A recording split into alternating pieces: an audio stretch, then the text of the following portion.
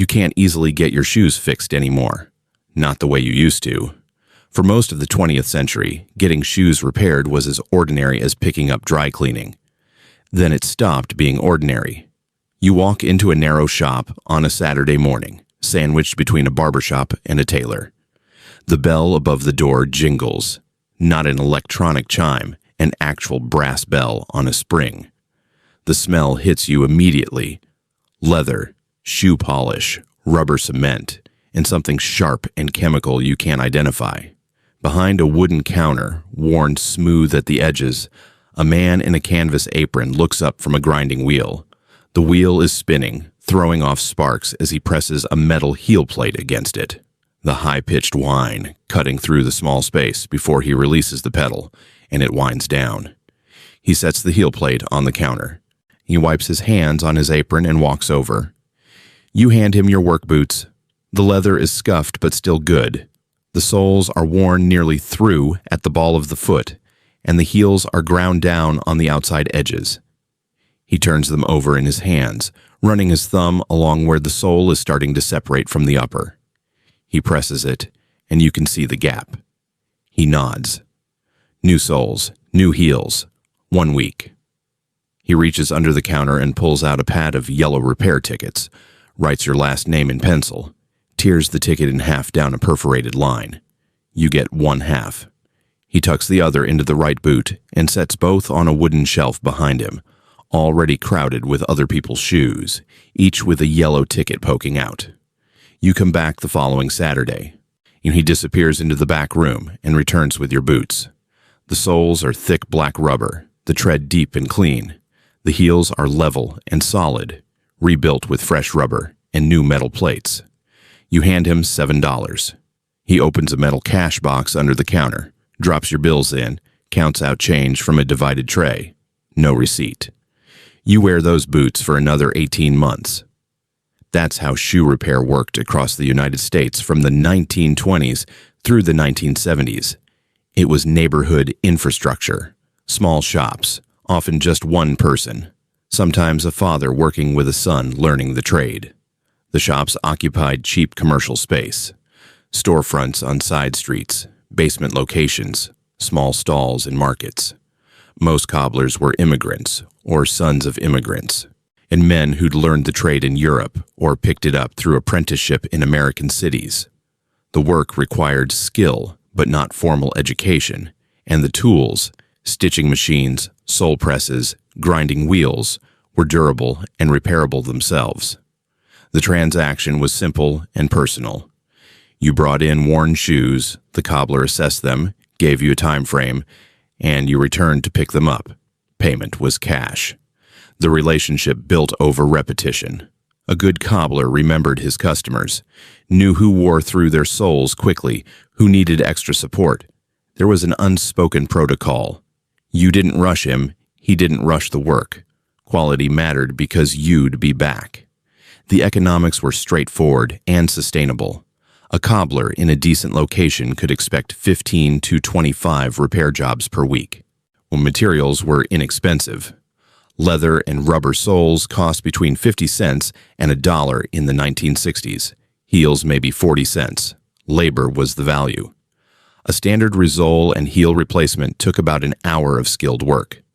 Cobblers charged $5 to $8 per job through the 1960s and early 1970s. That meant a weekly gross of roughly $100 to $200, enough to cover rent, materials, and provide modest income. Customers paid for repairs because new shoes cost significantly more. In 1965, a pair of quality men's work boots cost $25 to $35.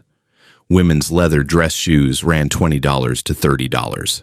For a household earning the median income of about $6,900 a year, a $30 pair of shoes represented real money, roughly equivalent to $280 in 2026 dollars. Resoling those boots for $6 extended their useful life by a year or more. The ratio was clear. Repairs cost 15 to 20% of replacement. That made repair the economically rational choice for anyone not wealthy. In 1935, There were an estimated 120,000 shoe repair shops in the United States. By 1960, that number had dropped to around 65,000. But the basic business model still functioned. The country had roughly one cobbler for every 2,800 people. Then two things happened that destroyed the foundation. First, shoe manufacturing moved offshore and prices collapsed.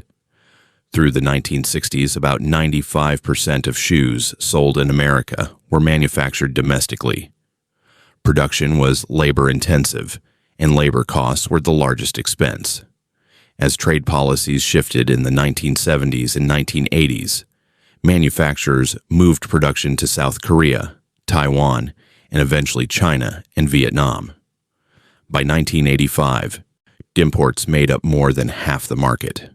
By 1995, that figure exceeded 85%. The result was a price collapse.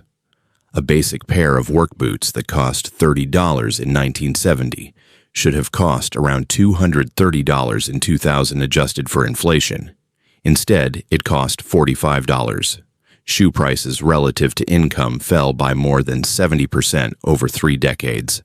Second, shoe construction changed to enable mass production. Traditional American shoes used Goodyear welt construction. The upper leather was stitched to a midsole, which was then stitched to a replaceable outsole. This allowed for resoling because a cobbler could remove the outsole without destroying the shoe. It required skilled labor and time, making it expensive. Cheaper imported shoes used cement construction. The sole was glued directly to the upper. It was faster, lighter, and far cheaper to produce. It also made resoling nearly impossible. When the sole wore out, the adhesive bond often failed, and attempting to re-glue exceeded the shoe's structural integrity. By the mid-1980s, resoling still cost $15 to $25 because labor costs hadn't fallen, but new shoes cost $30 to $60 for everyday wear. The ratio inverted. Repair now cost 40 to 80% of replacement, sometimes more. Customers did the math and stopped bringing shoes in. The economic logic that had sustained the trade for generations broke completely. Cobblers saw their volume drop by half, then by 2/3. Shops that had relied on 20 repairs a week were down to 7 or 8 by the late 1980s. That wasn't enough to cover rent and expenses. They tried to adapt, adding key cutting, luggage repair, leather goods, but these were supplements, not replacements for the core business. The transition happened quickly once it started. Through the 1970s, most neighborhoods still had a local cobbler. By the early 1990s, they were closing in waves. The cobblers themselves were aging. Most had learned the trade in the 1940s and 1950s. Their children rarely took over because the business was dying. Lease renewals became breaking points. When rent increased, cobblers closed instead of relocating. Customers noticed when their regular shop disappeared, tried once to find another, discovered the nearest alternative was now a 15-minute drive instead of a 5-minute walk, and gave up. The few shops that survived into the 2000s did so by pivoting to niche markets. They served wealthy customers who still bought expensive dress shoes.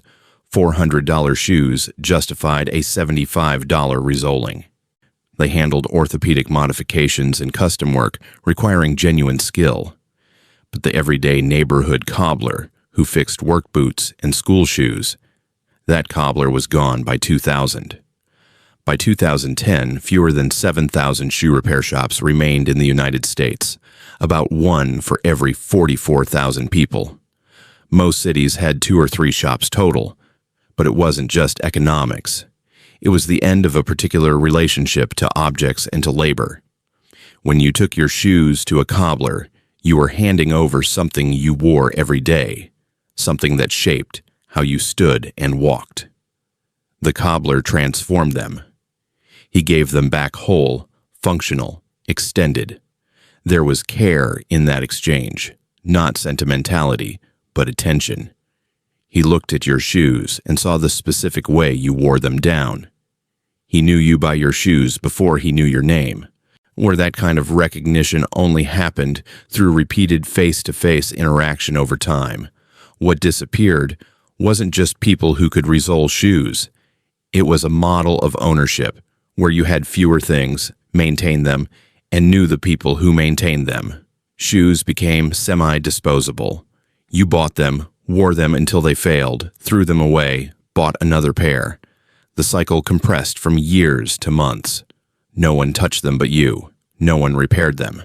No one knew your gait. The shift from repair to replacement reorganized the relationship between people and objects across almost every category of household goods.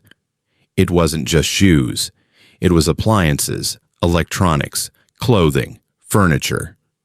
The post-war economy had been built on durability and maintenance. By the 1990s, it ran on replacement. Products were designed and priced so that repair became irrational. When labor is expensive and manufacturing is cheap, replacement wins. That logic reshaped assumptions. The old assumption was that valuable things should be maintained and repaired. The new assumption was that inexpensive things should be used and replaced. Ownership became lighter. You didn't need to know how things worked or who could fix them. You didn't need relationships with repair people. You just replaced things when they broke. That was easier in many ways. It was also more anonymous. The transformation was probably inevitable once the price ratios flipped. You can't ask people to pay more to fix something than it costs to buy new. The market responded rationally to changed conditions, but something was lost in that rationality, a texture of accountability, a knowledge of materials, a form of relationship that required repetition and recognition. You remember it, if you're old enough. You remember the sound of the grinding wheel winding down, the smell of leather and cement, the feel of the yellow ticket in your pocket. You remember the cobbler turning your boots over in his hands, nodding, telling you 1 week. That's gone now, not because people stopped valuing quality, but because the economic foundation shifted. If you remember that bell above the door, if you remember the yellow ticket or the smell of that shop, leave a comment. Tell us what you remember about your cobbler. That's the part only you know. And if you want to understand how other ordinary things disappeared, hit subscribe. You remember it, though. That matters.